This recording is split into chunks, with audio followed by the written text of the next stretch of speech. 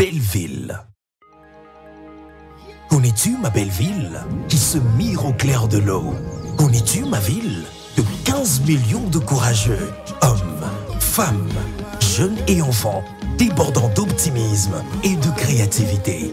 Connais-tu ma belle ville, la ville de la rumba, celle de Papa Wemba et Fali Ipupa? Ville sportive de Mwadi, Ndaye, terre d'histoire et des légendes. Oui, ma belle ville, celle des sapeurs, des ambianceurs et des 1000 saveurs. Sous le drapeau s'entonnent les hymnes d'espoir. Ma belle ville, bienvenue dans ma belle ville. Kinshasa, la plus grande ville francophone, accueille les 9e Jeux de la francophonie.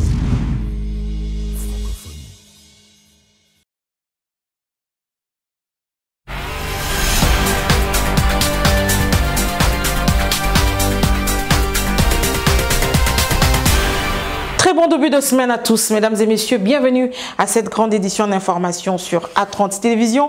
Voici d'abord les principaux titres.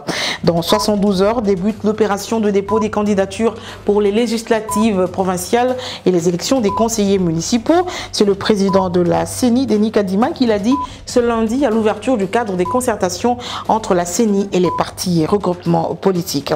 Ce processus électoral est redouté par l'Alliance pour le changement, parti de Jean-Marc Kabound. Son porte-parole réclame également la retransmission en direct du procès de 7 anciens proches du président de la République, Félix Tshisekedi.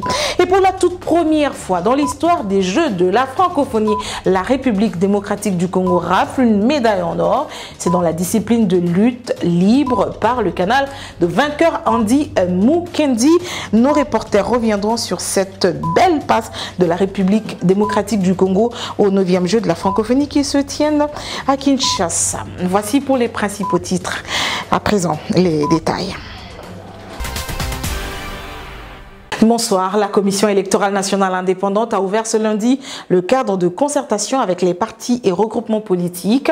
Devant les délégués des différents représentants des partis et regroupements politiques, le président de la CENI, Denis Kadima, a annoncé officiellement l'ouverture le 3 août prochain des bureaux de réception des traitements des candidatures à la députation provinciale et les élections des conseillers municipaux. Reportage. Avec un acte qui les a... Tous les signaux sont ouverts pour conduire à l'organisation des élections en RDC. La centrale électorale a réuni les partis et regroupements politiques. Un seul objectif, l'annonce de l'électorat des députés provinciaux et des conseillers communaux, mais aussi les conditionnalités pour y prendre part. Poursuivant ses activités sans relâche pour la tenue des élections dans le délai constitutionnel et dans le respect de son calendrier, la Commission électorale nationale indépendante convoque le 3 août prochain l'électorat pour les élections des députés provinciaux et pour la première fois depuis 1957 celle des conseillers communaux. Après les deux exposés sur les cadres légaux et la procédure de dépôt des candidatures, le président Denis Kadima a demandé aux parties prenantes d'être prêts pour le dépôt de leurs candidatures. Comme vous le savez, la CENI est prête à accueillir dans ce niveau de réception du traitement des candidatures les candidates et les candidats aux élections provinciales et communales. J'aimerais attirer votre aimable attention sur 2 éléments importants. Premièrement, la CENI a inscrit dans son calendrier l'élection des conseillers municipaux, et c'est là plusieurs décennies depuis. Et il est important que vous n'attendiez pas l'ultime délai imparti pour présenter vos dossiers. Le président de la CENI a également souligné que son institution travaille d'arrache-pied pour la tenue des élections dans les délais. Et quelques heures après l'attaque dont il a été victime, le député national Delis Sanga s'est retrouvé face à la presse. Il a souligné avoir échappé à une tentative d'assassinat. Il pointe du doigt le pouvoir en place. Reportage. J'ai reçu un projectile dont il m'est difficile de peser le poids. J'étais blessé, je saignais. Je me sens bien. J'ai échappé à une tentative d'assassinat parce que ce qu'il faut comprendre et qu'il ne faut pas banaliser, dans ce type d'acte, c'est que quand vous atteignez quelqu'un à la tête et que vous avez quelqu'un qui est placé à un endroit avec une mission précise et qui est aux arrêts au moment où nous parlons, écoutez, l'acte qui a été posé, ce n'est pas pour faire un bobo, c'est pour éliminer physiquement un adversaire politique. Et quand un pouvoir se comporte de la sorte, il ne mérite que le dégoût. Quant à moi, je crois que le combat que je mène pour mon peuple, pour le pays, est au-dessus de tous ces travers. Pour moi, ce sont des épines qui ne peuvent pas nous empêcher de regarder la rose que nous poursuivons, parce que la rose que nous poursuivons a un nom, ça s'appelle la refondation du Congo. Donc je suis sur mes deux pieds et je vais continuer mon programme et mon séjour ici. Entre-temps, le parti Alliance pour le changement de Jean-Marc Kabound considère officiellement nul le processus électoral en cours, position exprimée suite à la non-prise en compte de cette formation politique dans la liste des partis politiques habilités à fonctionner en République démocratique du Congo. C'est le porte-parole du parti qui l'a dit ce lundi au cours d'une conférence de presse au siège de la formation politique dans la commune de Limete. Ghislain Mwanji a également abordé la question du procès et de la sortie de Jean-Marc Kabound. Non répertorié par le ministère de l'Intérieur dans la liste des partis politiques habilités à fonctionner en RDC, l'Alliance pour le changement dénonce son exclusion du processus électoral en cours. Devant la presse, son porte-parole a brandi la liste bien ficelée des candidats pour la députation nationale. Pour l'Alliance pour le changement, il s'agit des manœuvres politiques. Cette formation politique déclare à cet effet nul le processus électoral. Aujourd'hui, nous annonçons à la face du monde que ce processus électoral est désormais nul et non avenu.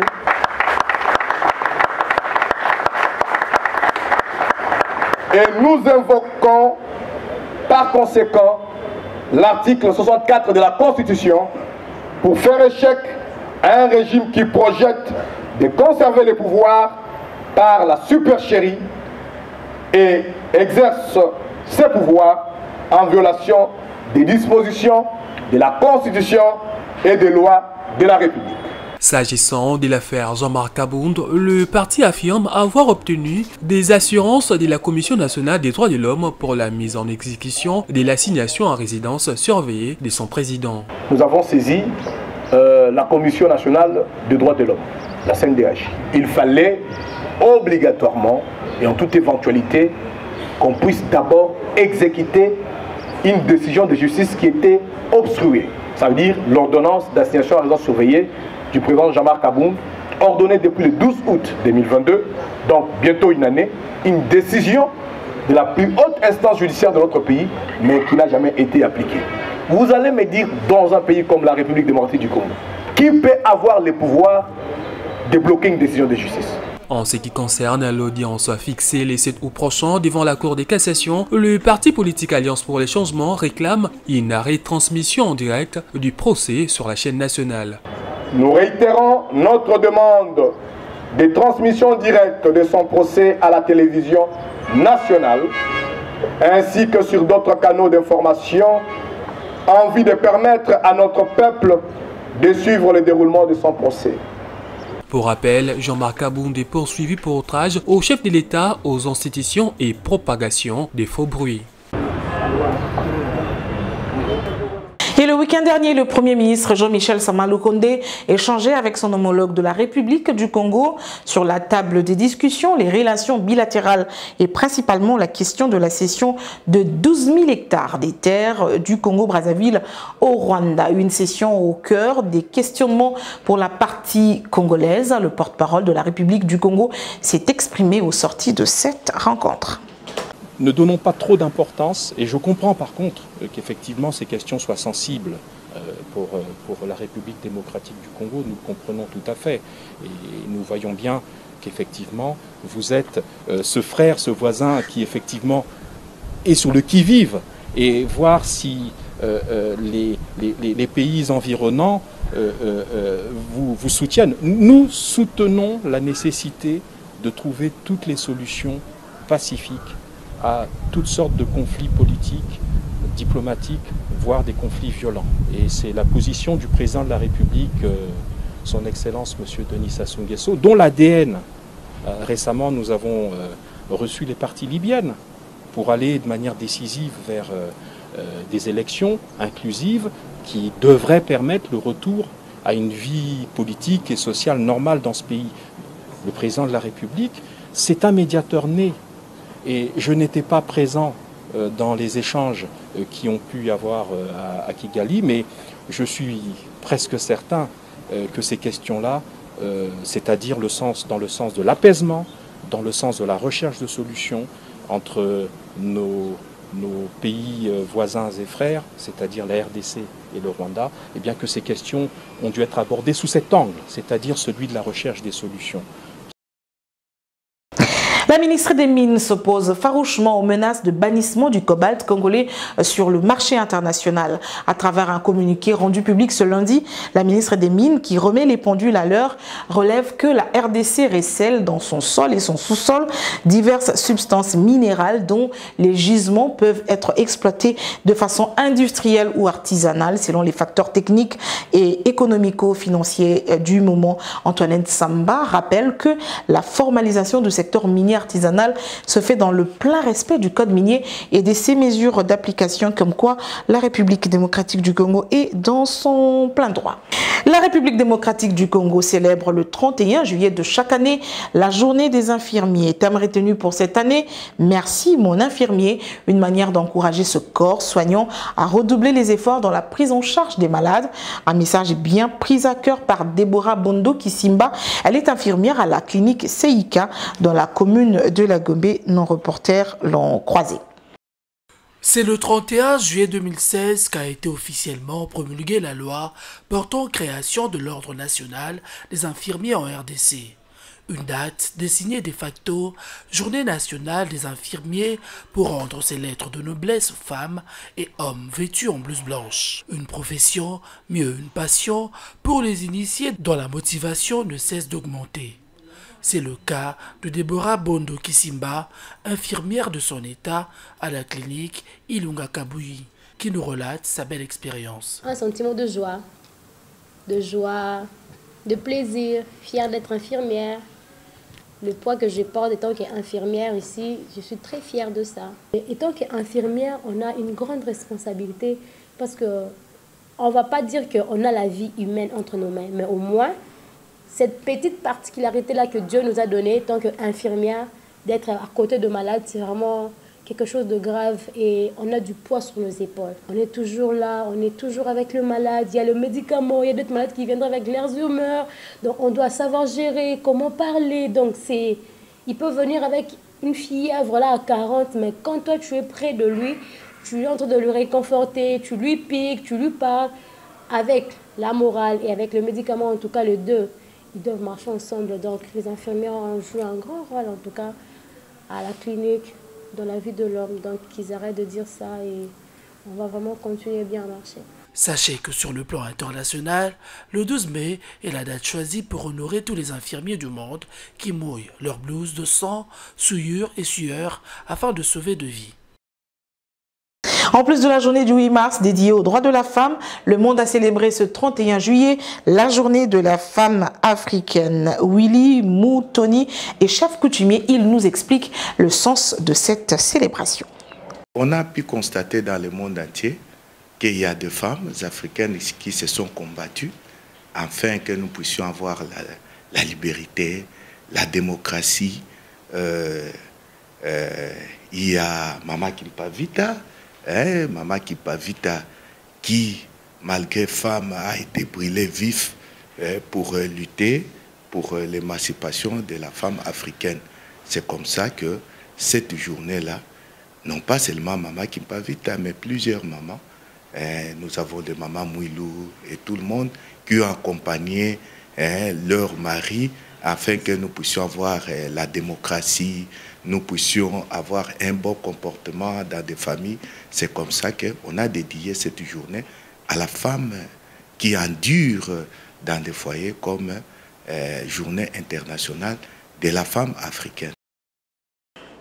La gestion des conflits et violences en République démocratique du Congo, au cœur d'une conférence, débat organisé par l'IFASIC, l'Institut facultaire des sciences de l'information et de la communication. Conférence principalement animée par Yvon Mouya, il est chercheur, journaliste dans le domaine des conflits. Il a formulé plusieurs pistes des solutions aux conflits auxquels fait face la République démocratique du Congo. C'était ce samedi à la bibliothèque de l'université.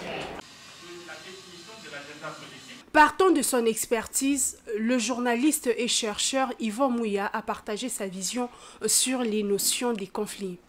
Au cours de cette conférence débat qui a porté sur les conflits et violences, typologie et processus, l'intervenant a martelé sur la nécessité pour les étudiants et journalistes d'avoir les notions de base sur les questions des conflits et violences. Yvon Mouya a expliqué les différents types de conflits qui minent notamment la RDC. L'expert en ce domaine a formulé des pistes de solutions. Il faut travailler, c'est un travail à long terme.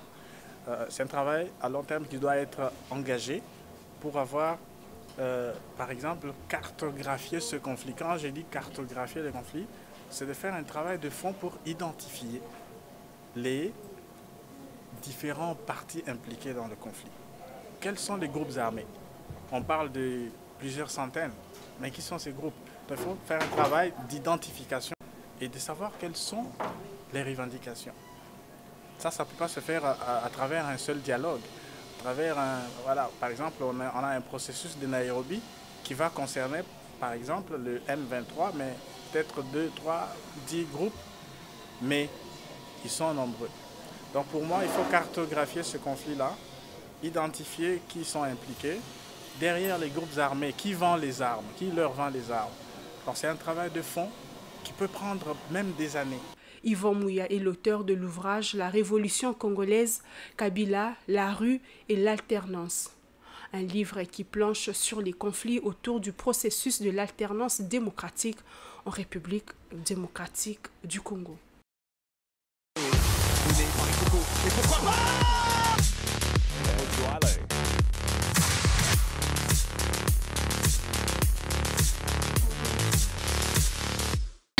En sport, cette très bonne nouvelle est pour la première fois depuis l'existence des Jeux de la francophonie. La République démocratique du Congo rafle une médaille en or glanée par Andy Mukendi Kabeya alias Ewabora. Le lutteur de la République démocratique du Congo l'a remporté par 7-0 devant l'Armétien Simonian Razmik dans la catégorie 79 kg. Ece homo, diraient les latinistes, à l'heure de 9e jeu de la francophonie, voici l'homme et l'expression idéale. Cet homme, les lutteurs de la République démocratique du Congo, Andy Mukendi Kabeya alias Ewabora. Le voilà, porté dans les airs, Andy Mukendi, drapé aux couleurs nationales, très applaudi et ses pavanants dans l'arène. Ici, propulsé au devant de la scène et de l'actualité, à la faveur d'une médaille de l'or, acquis au bout d'un combat des gladiateurs, un combat rude et âpre en finale des 79 kilos contre l'Arménien Simonian Razmik, battu par 7-0, d'où l'expression de joie du vainqueur. Donc, je suis la médaille d'or, première or na président Bisso Félix Antoine Tshisekedi. Excellence. Moi na Kabulo. Merci ministre de Bisso Sport. Donc, nous avons déterminé papa moi na Kabulo. Ces métals dorés d'Andy Mukendi en appellent d'autres, les nouvelles infrastructures aidant, la République démocratique du Congo s'est ouverte à l'ère de la Renaissance. Et on est en train, petit à petit, de remettre la RDC sur l'orbite. Et je dois rappeler qu'il y a deux grands artisans de cette histoire.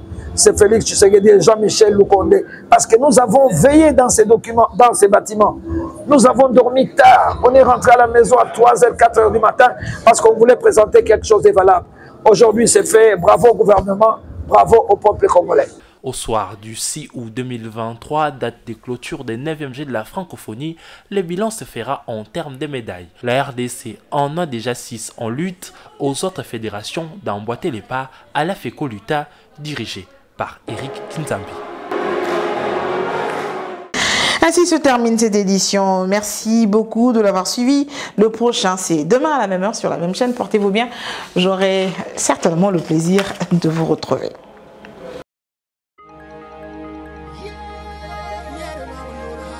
Bienvenue à Kinshasa, capitale de la République démocratique du Congo, qui dans quelques jours va abriter le 9e jeu de la francophonie. Une première pour la RDC.